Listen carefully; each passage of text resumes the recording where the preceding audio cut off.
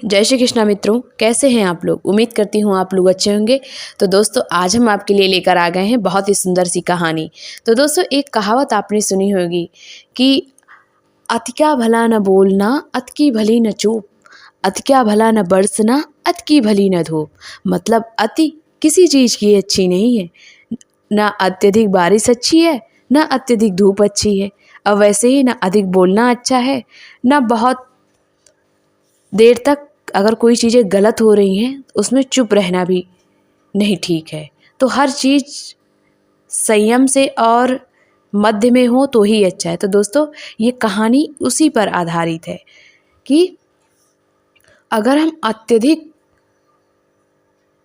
अत्यधिक खाना खाते हैं तो उसका भी दुष्प्रभाव पड़ता है, अत्यधिक व्रत रहते हैं तो उसका भी हमारे शरीर पे ही दुष्प्रभाव पड़ता है। तो ये कहानी है महात्मा बुद्ध के एक शिष्य की, राजकुमार श्रोण की, जिन्होंने उनसे दीक्षा ली थी और वो उन्हीं के बौद्ध धर्म का पालन कर रहे थे और अध्यात्म में अत्यधिक रुचि थी। वो मुक्ति की तरफ आगे बढ़ रहे थे। जीवन में अनुशासन और तप एक संतुलन के साथ आवश्यक है। अति हर बात की बुरी होती है। गौतम बुद्ध से राजकुमार श्रोण ने दीक्षा ली थी। बुद्ध के अन्य शिष्य भी बहुत अच्छे थे, हर काम अच्छे से करते थे। शुरुआत में तो राजकुमार श्रोण सारे काम अच्छे से करते थे, लेकिन बीच में एक समय ऐसा आया कि वो अधिक तपस्या करने लगे, अधिक उपवास करने लगे और एकदम खाना पीना छोड़कर वो मुक्ति की तरफ बढ़ने लगे। ये सब देखकर बुद्ध के और अन्य शिष्यों ने उनसे शिकायत की कि ये तप की अत्यधिक सीमा पर पहुंच गया है, इसका तप देखकर तो चिंता अधिक होती है, आनंद कम होता है। यदि सारे भिक्षु एक दिन में एक बार भोजन करते हैं तो यह 2 दिन में एक बार भोजन करता है। सब सामान्य मार्ग पर चलते हैं तो ये श्रोण कांटों पर चलता है। अन्न जल ग्रहण न करने की स्थिति में इसकी अत्यधिक अति पर पहुंच गई है।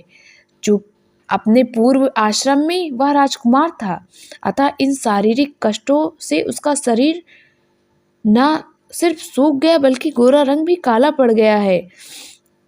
सभी शिष्यों ने महात्मा बुद्ध से ये शिकायत की। हड्डियों का ढांचा सा रह गया, आंखें भीतर धंस गई हैं, एक तरह से कुरूप हो गया है। ये सब बातें महात्मा बुद्ध ध्यान से सुन रहे थे। उन्होंने उस समय कोई जवाब नहीं दिया।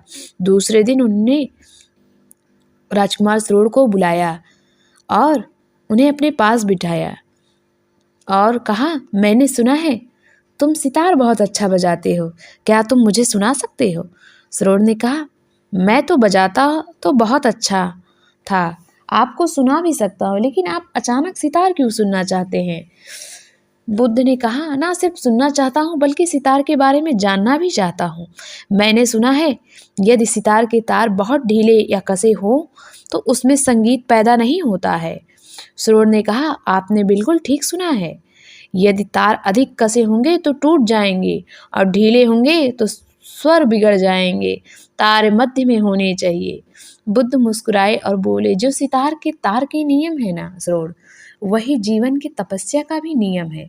मध्य में रहो, न भोग की अति करो न तप की। अपने अध्यात्म को अभिनव दृष्टि से देखो, तभी आनंद उठा पाओगे। श्रोण समझ चुका था, बुद्धिमता इसी में है कि मध्य में ठहर कर जीवन रूपी सितार में संगीत का आनंद उठाया जाए। तो देखा दोस्तों, महात्मा बुद्ध जी ने कितने अच्छे तरीके से राजकुमार श्रोण को ये बात समझा दी कि अति किसी चीज़ की अच्छी नहीं है, न भोग की न तपस्या की, क्योंकि उसके बीच में हम आनंद ही रहना भूल जाते हैं, अंदर की खुशी हमारी खत्म हो जाती है। तो जो भी करें सब मध्य में रहकर करें। पढ़ाई भी करनी है तो खाने पीने का भी ध्यान दीजिए, क्योंकि अगर हम अपने शरीर से काम ले रहे हैं तो उसी शरीर को हमें ध्यान रखना है, क्योंकि ये शरीर भी तो भगवान का दिया है।